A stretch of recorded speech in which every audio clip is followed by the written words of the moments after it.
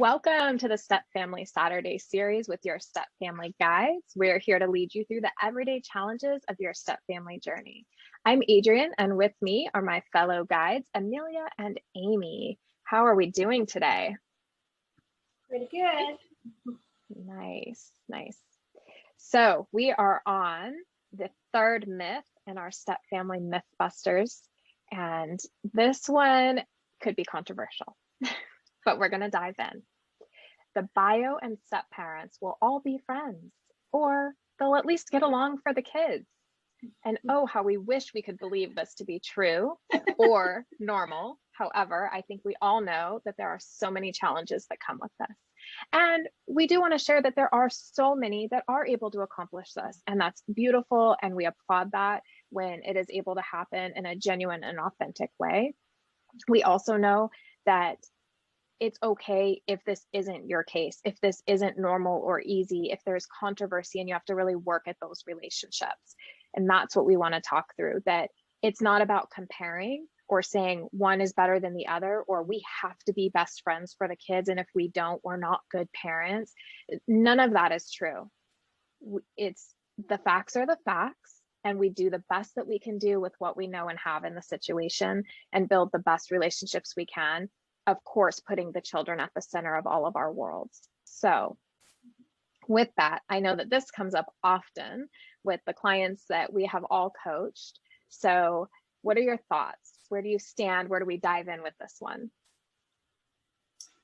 Well, I think it's like you started with, first of all, understanding that it doesn't make you a bad step parent or a bad couple if you're not, the wearing the matching jerseys and having the Sunday dinners, that doesn't mean that you're doing it wrong. It doesn't mean that you're bad people. It means that there's more than likely a lot of healing that needs to still be happening. Maybe on both sides, maybe on the other side. But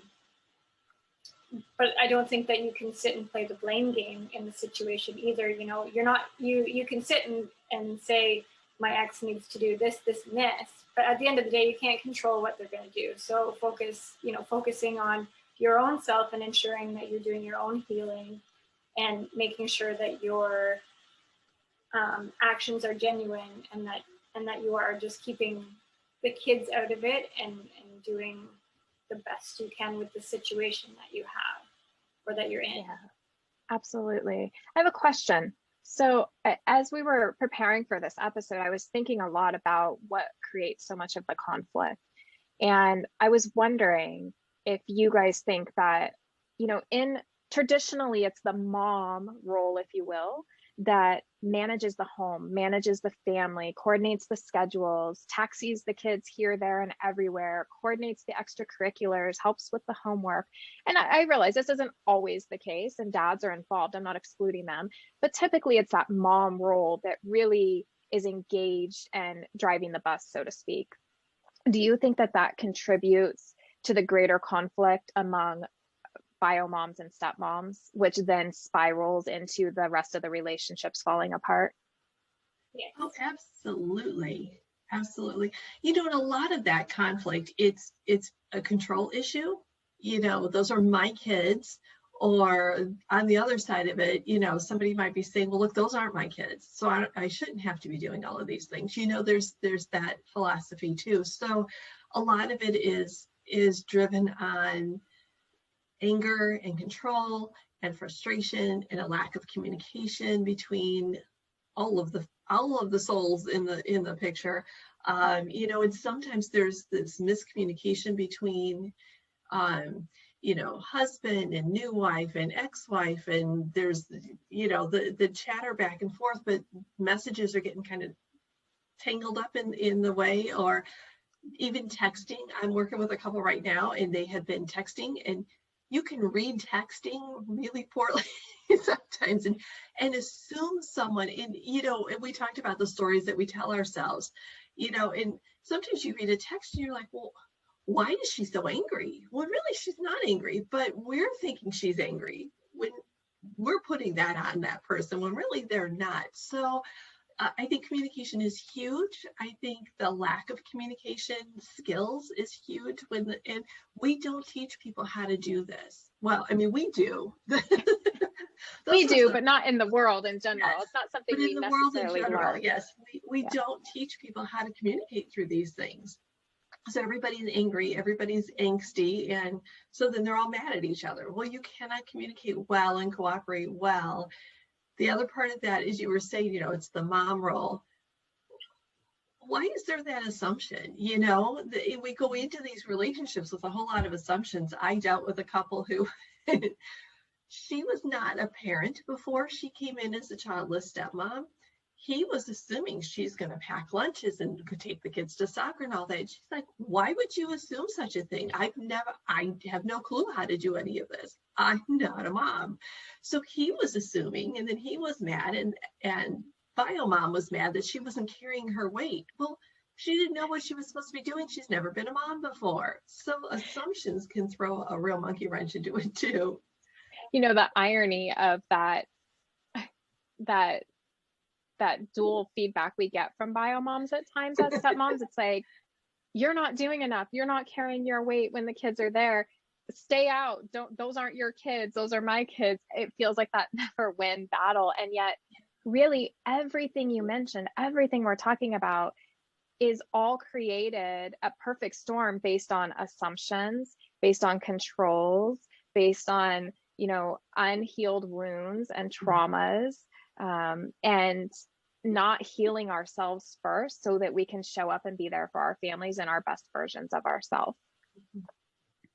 Yeah. Amelia's like, yeah, so much there.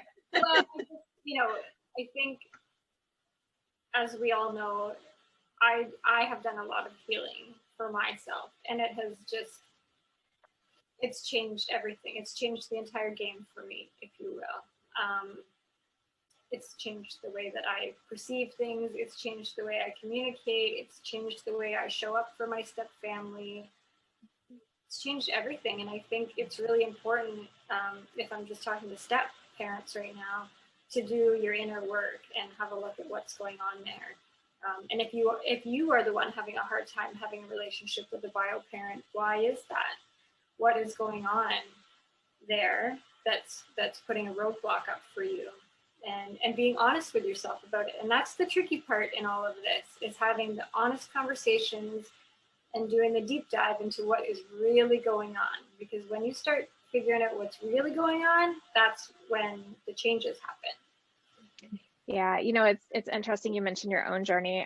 We talk a lot about the journeys that we've each been on and our own healing for our different situations. And one of the light bulb moments in my journey really came from realizing that my children are a mirror that reflect back to me every hot button that I have and every unhealed trauma.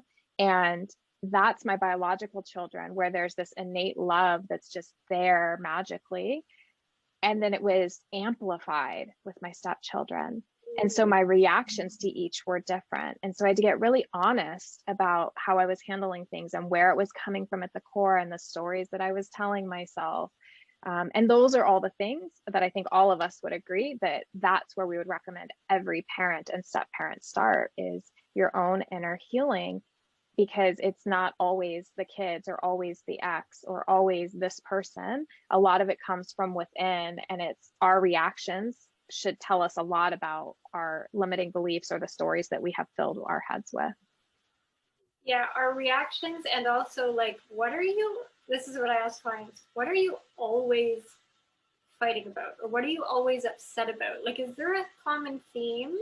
Because when we start to see a common theme, well, then I'm going to take a wild guess here and say that there's an underlying problem that you have that you need to do some digging on and start to sort out, because that's where the issue is, And I think I had an issue back in October, I think it was, where there was something happened in my step family, and I came to you ladies and we were talking about it, and you both made me realize that the situation at hand wasn't really what was bothering me. It was this underlying thing. And I had to go back to that and look at everything again and do some more healing and looking into it.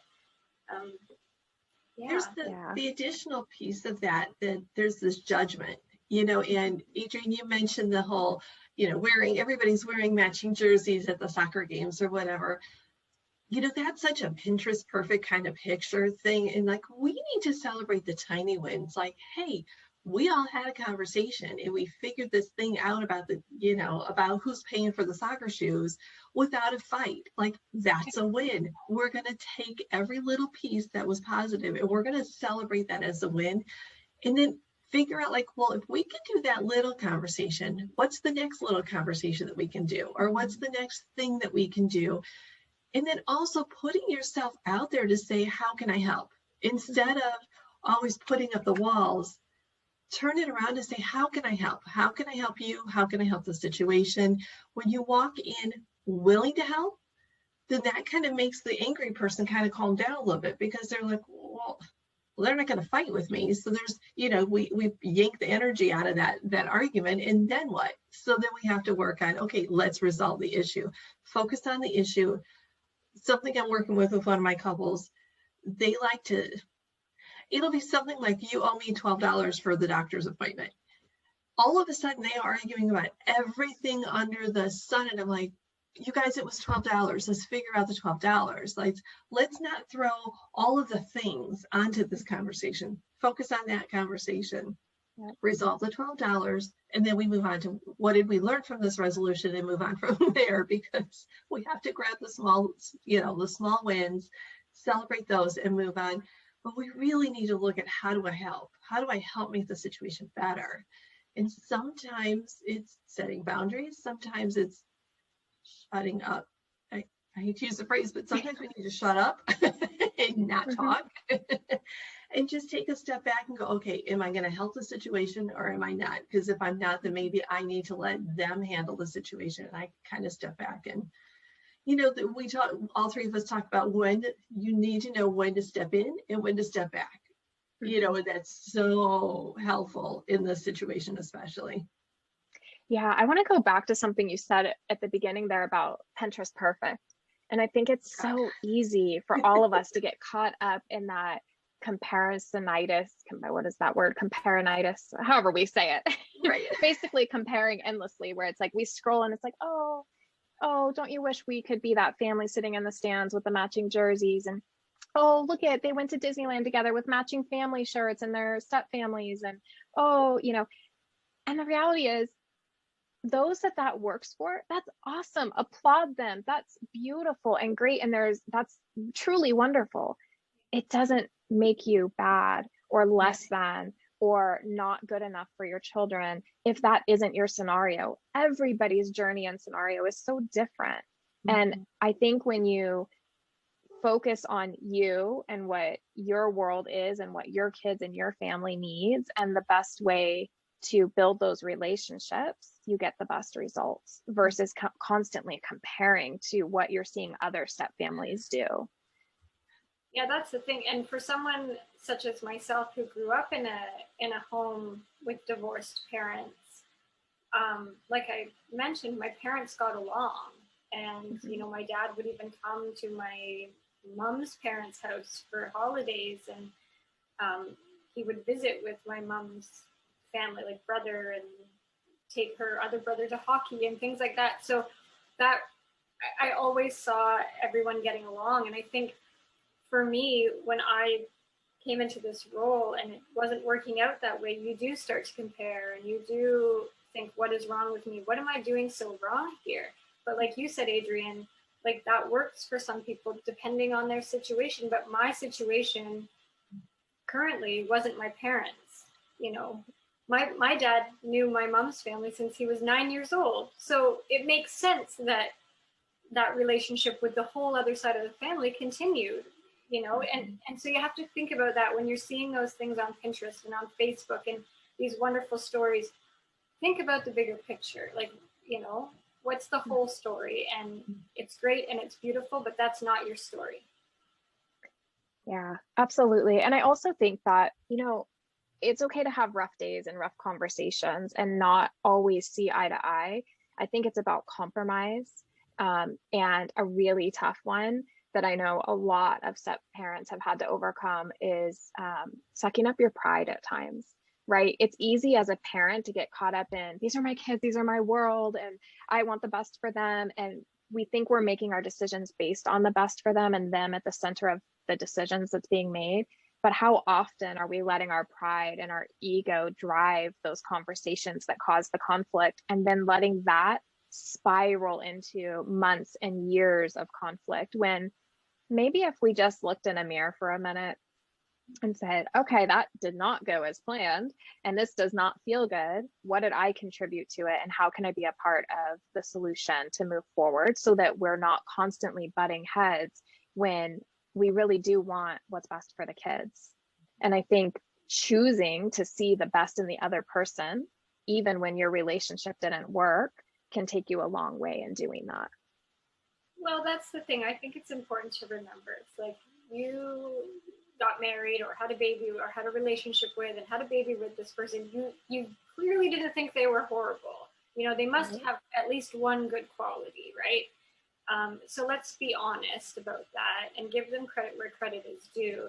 And just another thing to add is, you know, your relationships can ebb and flow. You know, with a bio mom and stepmom, like maybe there is a rough patch. Maybe communication just is not working. But it doesn't mean that you can't get to that place. It doesn't mean that you won't get that back. And being patient with the other person and being open to communicating and growing that relationship, I think is really important. Yeah, I think it's interesting. A very common thread throughout all of these myths and the solutions to them, or the truths behind them really, is relationship building, communication, and giving yourself and those that are involved in the situation, both within your family and on the ex's side, some space and grace to work through those past traumas and really work on healing each individual first and then build the relationships. So I think it's fascinating that each of these myths has so many similarities between them and how interconnected they are. One other thing that I'd like to throw in is the fact that it's okay to parent differently in each household.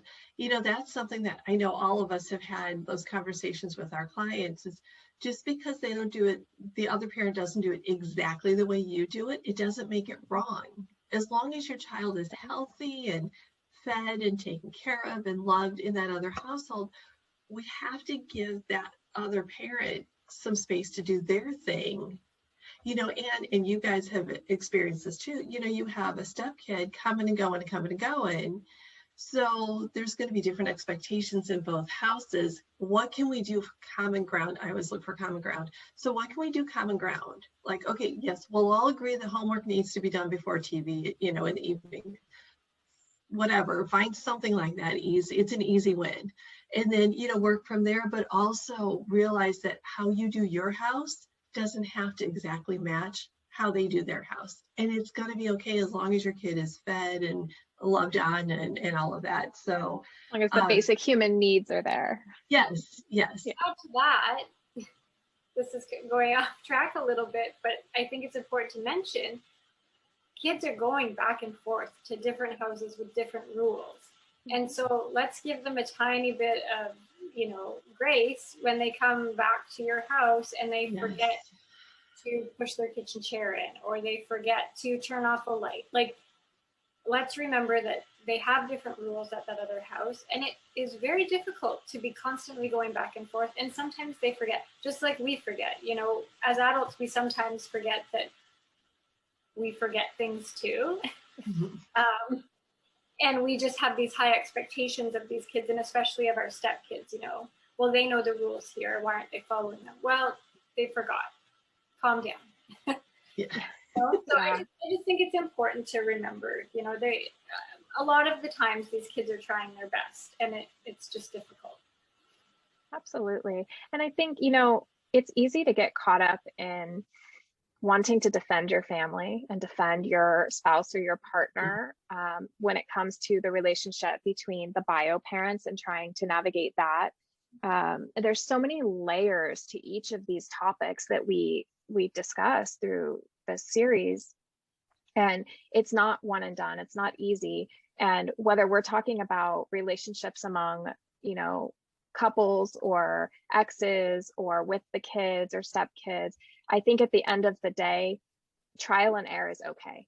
It's okay to say, hey, let's try this for a month and see how it goes.